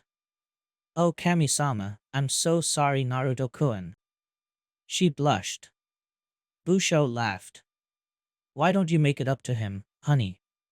Teach him how to use that sword of his before he cuts his own toes off." Tenten's face went from fright to delight. "Excellent. How about it, Naruto-kun?" Naruto smiled. "Sure. I was planning on just basic training today, but I would love to learn how to use this." Tenten blushed again, causing Naruto to wonder just what he had gotten himself into.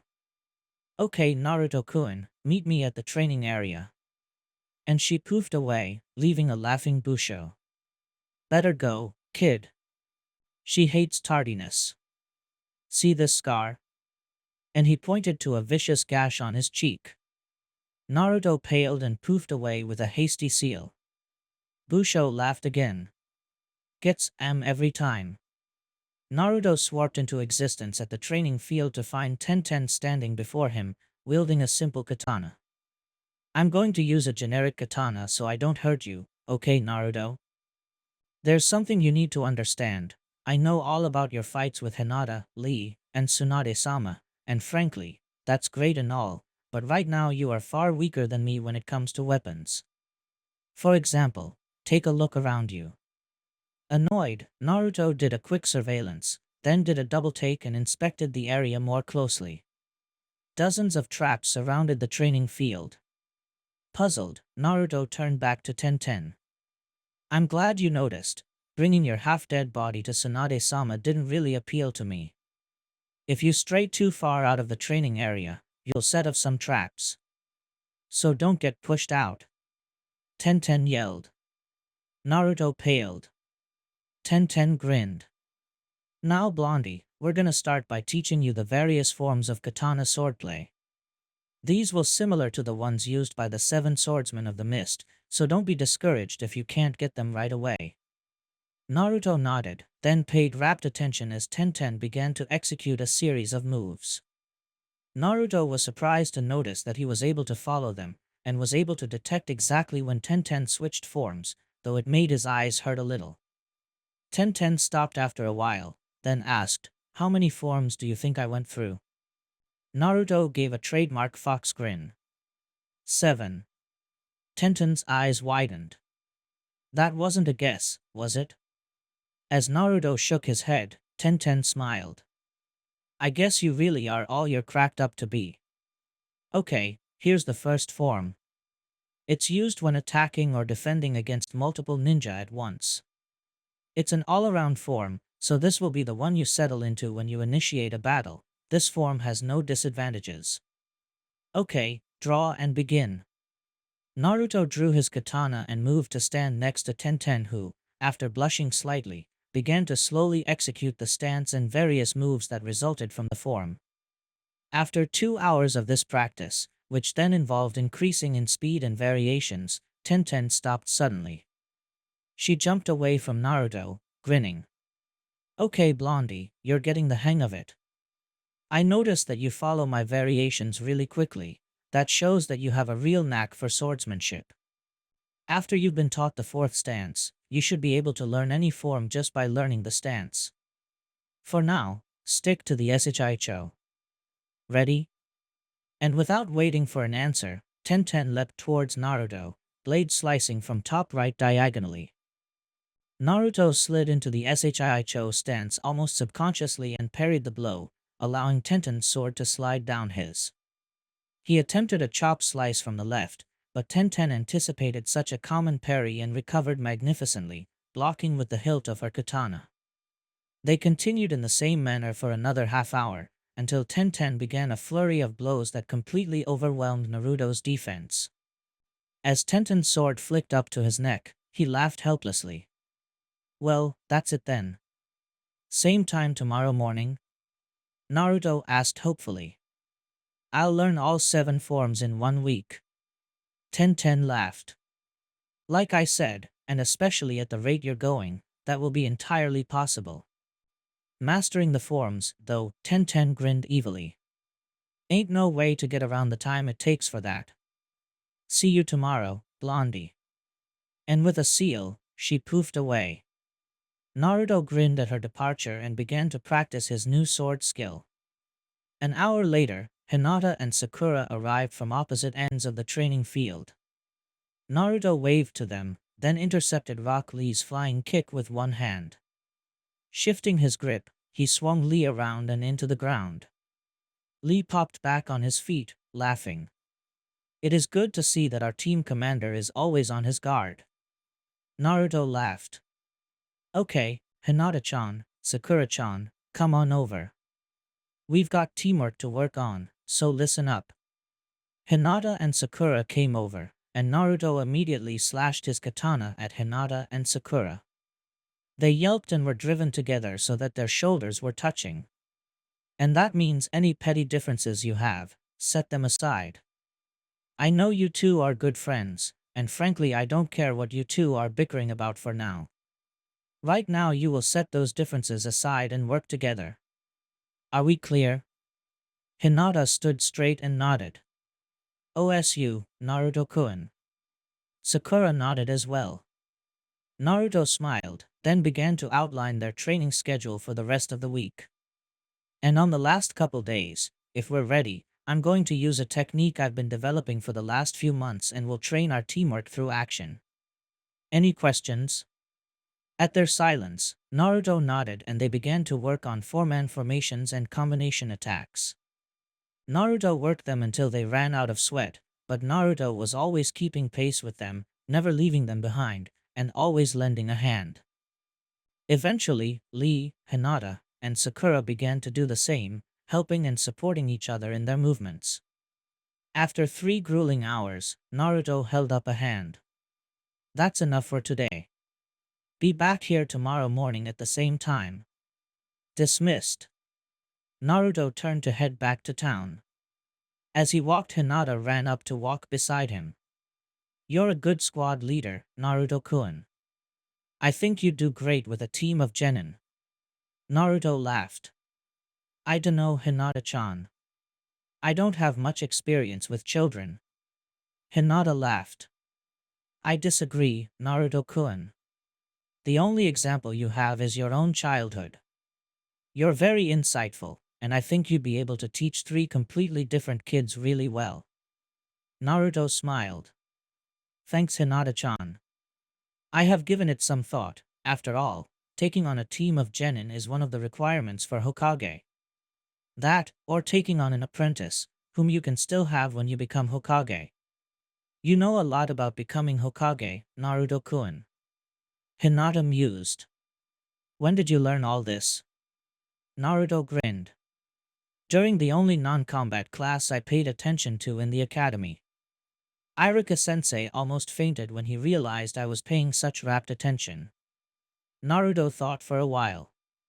Actually, during my training with Ero Sennin, I learned a ton of history and war strategy. I did this in my own time, so that I could be better prepared to lead a village. Hinata smiled, eyes misty. You've grown up so much, Naruto-kun, and yet not at all, Naruto smiled. Why don't you get some rest, Hinata-chan? We've got a date tonight, remember? Hinata gasped. I can't believe I almost forgot. Come by the Hyuga house at 6. See you then, Naruto-kun. And Naruto was once again left alone, his only company the fleeting puff of smoke left by his departed friend. He laughed at some inside joke, then poofed away himself. He had a few things to take care of. Naruto decided to walk to the Hyuga compound for two reasons. One, because it was probably bad etiquette to use the Shunshin Jutsu to reach someone's home, and two, because he wanted to approach the compound on foot to try and hear any conspiracies. Besides, I've got to wear in these clothes. Naruto had found some sort of formal wear in a closet in some random bedroom. Admiring the quality of the outfit, Naruto quickly donned the navy blue robe. After deciding that he looked like a samurai, he set out to see if he could glean any information. He didn't, and arrived at the front door without excitement. Unsure of what to do, he spied a small button on the side of the gate. He reached out and pressed it, and immediately a chime sounded. He stood around for a few seconds until a white-eyed child came running to the door. Naruto saw that it was a young girl, no more than 11, and probably around Konohamaru's age. He smiled as she approached, causing her to blush profusely. Must be Hinata-chan's sister. Naruto thought. Hi, I'm Naruto. I'm here to pick up Hinata-chan. May I come in, please? The girl smiled. It's about time my sister got you on a date. I was wondering when she would penetrate that thick skull of yours. Come on in. As she swung open the gate, she added, My name's Hanabi. Naruto laughed. It's my pleasure to meet you, Hanabi-chan. I'm sure we'll be good friends, but for now, could you show me in? Hanabi motioned Naruto to follow, and led him further into the Hyuga house. Naruto was struck by how feudal Japanish the architecture and decor was. Must be tradition again, Naruto thought glumly. Hanabi led him to a courtyard and motioned that Naruto should sit down. He did so, Indian style. Hinata-san will be here shortly. I think she's still getting ready. Hanabi giggled, then ran off into the house. Well, she seems a light. Naruto thought happily as he sat in the courtyard, simply passing the time with a calm meditation he learned from Ero Sennin. Despite being a super pervert, the old man was far wiser than he had ever let on before Naruto's true apprenticeship. While he was meditating, Naruto became aware of a certain tingly sensation in his eyes, right above them in his head. Annoyed, he stomped out the feeling and it subsided, but he could still sense it just beyond his perceptions. After a few minutes, he became aware of another presence. It was a chakra signature he had never felt before, one that commanded respect. Naruto opened his eyes and rose, only to be greeted by the stern face of the head of the Hyuga house. Naruto stared at the tall man for a few moments before giving a slight bow of respect. Arigato, Hayashi-sama, for allowing me to enter your home. As Naruto unbended, he swore he saw astonishment flash across the man's face before fading away into impassivity. You are welcome, Uzumaki Naruto. Naruto glared. You speak my clan's name as though you were familiar with it. Hayashi returned the glare with equal severity. I have known your clan since I was a small child. Is it not normal that I be acquainted with the name of a noble clan of Konoha, being the head of one myself? Naruto nodded, grimacing. Yes, it makes perfect sense. Indeed, Hayashi muttered. Unconsciously the two men began to circle each other, stopping when they had switched positions. Suddenly, Hayashi laughed. He laughed long and hard, clutching his stomach and wiping away tears.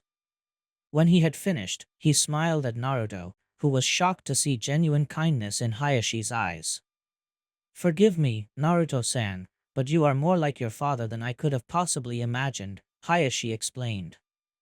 I apologize for my little game, but I had to see if you were as determined as they say you are for myself. Naruto smiled. No problem, Hayashi-sama. Though I have to admit, I thought I was going to have to fight my way through here to get Hinata-chan. Hayashi chuckled. Yes, well there is that matter. Niji told me that you had no intention of hurting Hinata, and would in fact defend her with your life. Is this true? Naruto thumped his chest. On my word, upon which I never go back. Hayashi smiled. My eldest daughter has said the same thing, and she has always kept her word. His smile became one of sadness as he walked closer to Naruto. Bending to his ear, he said, You and I will speak when you return from your mission to the Sound Country. There is much we need to discuss concerning the conspiracy you have uncovered. Naruto nodded, then sensed another chakra signature enter the room.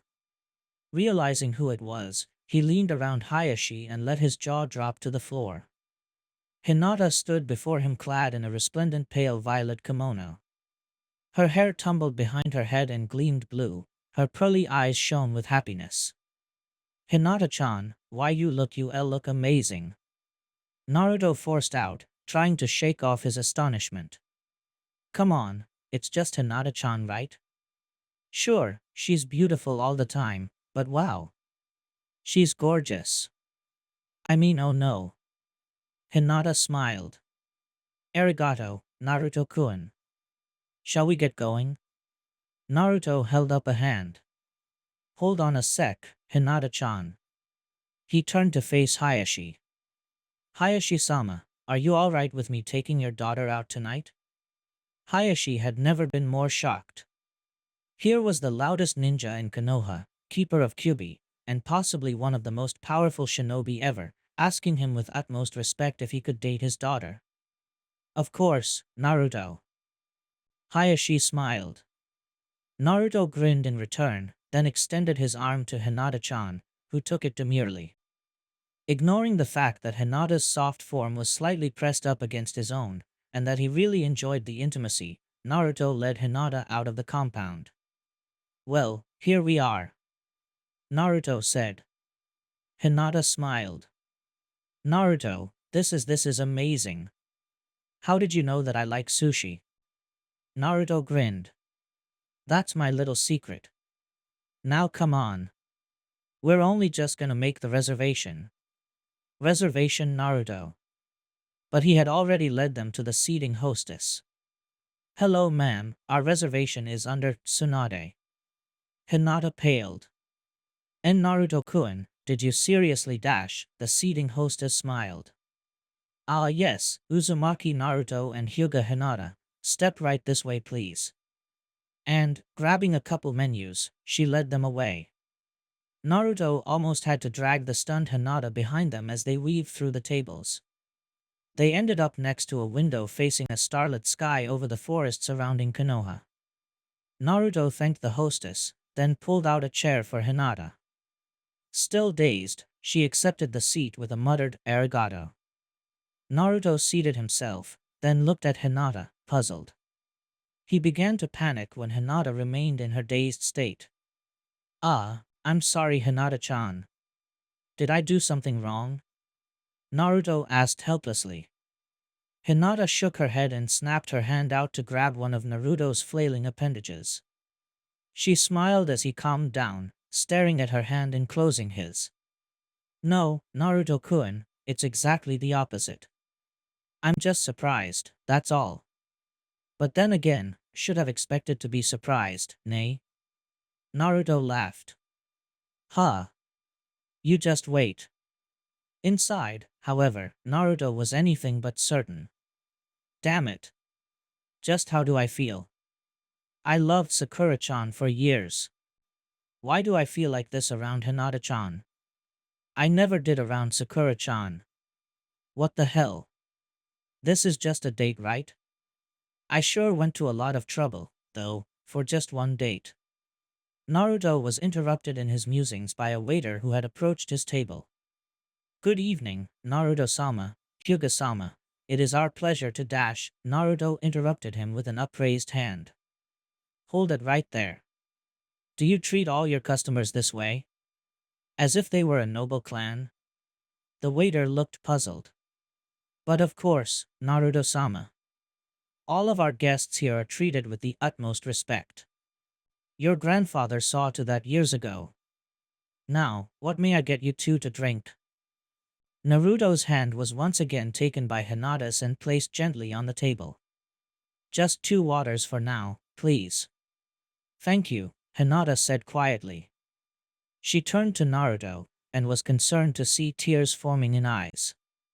She calmed somewhat when she noticed his smile, but still asked, Naruto-kun, why are you crying? Naruto laughed helplessly and wiped his eyes. Because I'm happy. I just found out that my clan was well, nice. I'm just glad my ancestors weren't jerks or anything. Hinata laughed. So what did you do this morning? Where did that sword come from that you had this morning?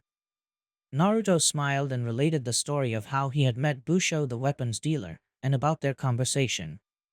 After they ordered their sushi rolls, Naruto then explained why Tenten was training him, and just what. As their dinner arrived, their conversation turned to lighter matters, such as the state of Konoha, what had happened since Naruto had been gone.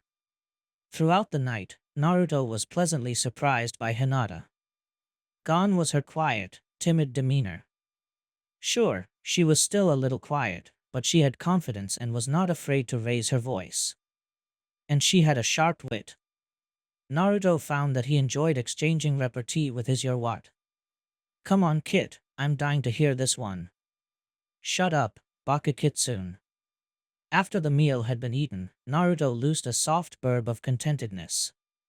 Overriding Hinata's giggle with an "excuse me," Naruto motioned over the waiter.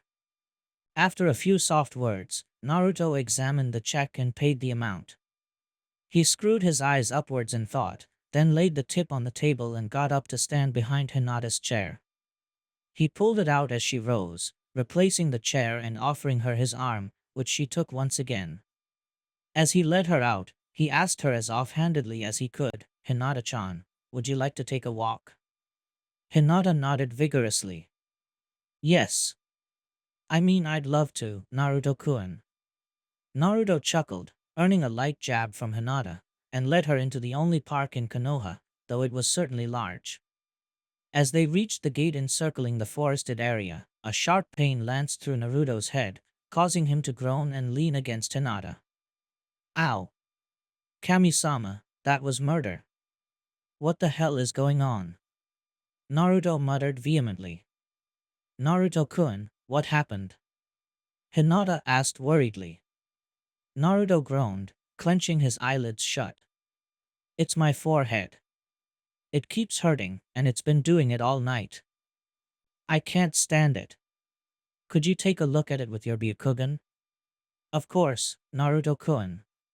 Here, sit down. And she led him to a bench, helping him ease into it. She knelt in front of him and activated her bloodline. She gasped as she focused in on his eyes, then released her all-seeing eye. Naruto-kun? Can you open your eyes? I think so. Why? Naruto asked, as he opened her eyes. Hinata had always thought Naruto's eyes were the most beautiful in Konoha. They were a dark cerulean blue, and they shone with happiness and sadness and all sorts of emotions. Hinata was blown away by what she saw. Instead of Naruto's normal blue eyes, they had become something entirely different. The whites of his eyes had become a metallic blue, and his irises had melded into them, so it appeared as if his pupil was a lone black dot in a vast, silvery sea. Dumbfounded, Hinata watched as his pupils enlarged, then began to change color rapidly, from red to blue to green to black and back again. When they finished, Hinata saw that they had become the color of purest silver. She reached for her weapons pouch to pull out a kunai to show Naruto, then cursed softly as she realized she had left it at home. She activated her Byakugan once more. After noticing that chakra had built up behind Naruto's eyes, she glanced around until she spotted a small lake. Naruto-kun, come with me and close your eyes. There's something I want to show you. Naruto complied, rising. Hinata took his arm in hers and led him over to the lake. After checking that she could see her own face in it, she turned to Naruto. Open your eyes, we're next to a lake. Look at your reflection and tell me what you see. Naruto opened his eyes. Hinata noticed that while the silver and blue colors in them shone with a metallic gleam, they did not give off light of their own. She watched as Naruto blinked, then leaned over into the lake. He gasped. Hinata-chan, what happened to my eyes? They're all blue. And silvery. And my pupil, it's silver. Hinata turned Naruto to face her. Naruto, I think that's your Kekkei Genkai. You have a Dojutsu just like the Hyuga and the Uchiha. Naruto looked at Hinata for a few moments, then began to panic. Hinata-chan? How do I turn it off? Hinata laughed. I'm not sure. But I noticed when I looked at you with Byakugan that there was some chakra stored just behind your eyes. Can you sense it? When Naruto nodded, she said. Okay, now gently pull on that chakra. Naruto tried, and Hinata saw that his eyes had changed back to normal. You did it, Naruto-kun. Naruto laughed, picking up Hinata-chan by the waist and spinning her around. I did it. Woohoo. I have an Uzumaki Kekkei Genkai. Yada. Hinata laughed as Naruto spun around. She eeped as she was suddenly returned to the earth by a blushing, grinning Naruto, who looked more like a fox than ever before. Hinata realized that she had passed over her crush for the loudmouth long ago. No, she loved the blonde shinobi. She wanted to support him and be there for him. She wanted to make him laugh and be happy. She loved him, but she was sad because she knew in her heart that she would never have Naruto. She decided right then and there that if she could not have him, then she would have a good friend nonetheless. No one could ever have too many good friends. She returned to the world of the living to see Naruto still standing as he was before. Sorry, Hinata-chan, she stopped him. No, it's okay, Naruto-kun. That was fun, she said laughing. I'm happy for you, Naruto-kun, she added with a smile. As Naruto's heart leapt in his chest yet again, he became aware of that curious feeling. It felt as though his heart was being constricted and his chest was clenching. He didn't like it at all. Oh, Kami-sama, what do I do? How do I feel? And then it hit him like a ton of bricks. He liked Hinata-chan more than he would ever love Sakura-chan. He could be himself. He enjoyed her company immensely, and she could make him feel better with a simple, beautiful smile. He could make her laugh, and he could make her happy. More so, he wanted to make her happy. He couldn't stand the thought of her being sad. Naruto realized that Hinata liked him immensely, something that everyone knew but him until he returned to Konoha. I need to make up for lost time, he thought. All those years, and I never knew. Time for something bold. And with that thought, he grabbed Hinata's arm and led her gently back to the bench they had found. As Hinata sat down puzzled, she giggled. What? Asked Naruto, puzzled himself. Your eyes. Hinata laughed. They've activated again. Naruto muttered and tried to pull back his chakra. When Hinata nodded that they had reseated again, Naruto sat down. He ran a hand through his pulled back hair and sighed. Hinata-chan, I need to tell you something. Hinata paled. This is it, she thought. This is where he tells me I agreed to dinner so that I could tell you, let's just be friends. Naruto inhaled deeply. Hinata-chan, at first I agreed to take you out this evening so that I could spend some time with you as a friend, and leave company as friends. Hinata looked down, her fears confirmed. Then she realized something. At first? She asked, confused. Naruto nodded. Yeah. But as the evening went on, I realized that I put more work into it than I thought. And we had so much fun together. Laughing, talking, having a good time. I really liked it, Hinata-chan. Hinata looked up, hope gleaming in her eyes. Naruto thought then and there that she was more beautiful than he had ever thought, besides her looks, which were stunning. No respect, having to earn everything. Loyal and honest, smart and funny. Naruto wanted to kick himself for not noticing before. And I had been so confused as to what I felt. Hinata-chan, I'm pretty smart, modesty aside, but I'm pretty stupid when it comes to stuff like feelings.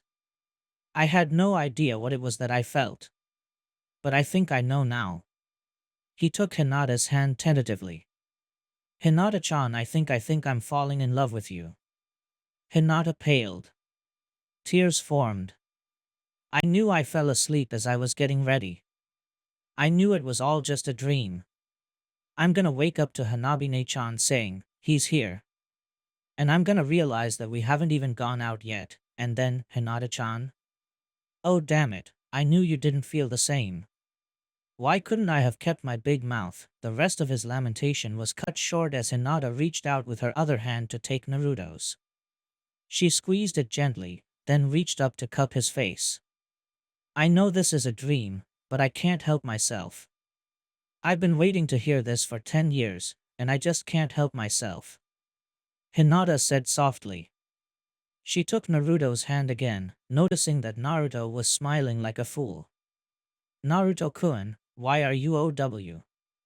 Hinata yelped as Naruto pinched her stomach. What was that for?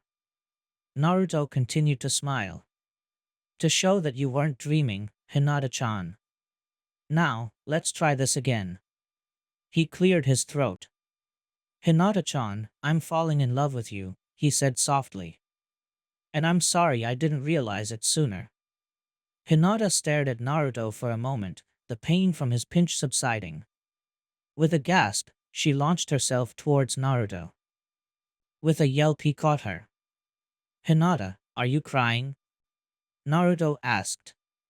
However, when the pale girl pulled back to look him in the eye, he saw that she was laughing. No, Naruto-kun. I'm laughing. I'm laughing because I'm happy. And she buried her face in his chest. I'm happy because I feel the same way, Naruto-kun. I feel the same way. Naruto smiled as he brought his arms around to hold Hinata closer to him. I hope you're seeing this, Dad. You too, Mom. I won't ever let her go, just like you too. I promise. Naruto started at something, then realized that Hinata had almost fallen asleep. He pushed her away slightly. Hinata-chan, I need to get you home before your father throws a fit. Ah, to hell with the old fart, I'm 16, Hinata mumbled. Naruto gasped. Hinata-chan. Hinata laughed. Gomen, you're right. And she got up. Naruto stood up as well, this time to offer his hand. Hinata smiled and intertwined her fingers with his, and they set off, leaning on each other. When they got to Hinata's house, she turned to face him. Arigato, Naruto-kun. I had a wonderful time. But what do you want to tell people? About us? Naruto grinned. I'll tell them that the most beautiful girl in Konoha has agreed to be my girlfriend. How's that? Hinata laughed, then hugged her new boyfriend.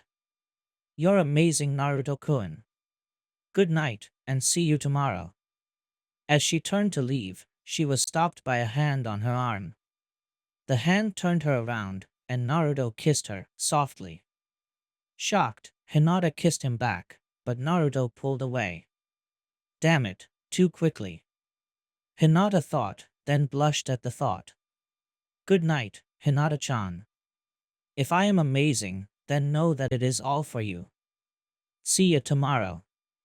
And don't think this means easier training. Hinata laughed as she walked inside.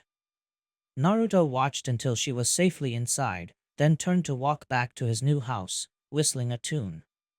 As he reached his door, he thought of something that made his blood run cold and the hair on his neck stand up. He brought his hand up to his head and slapped it.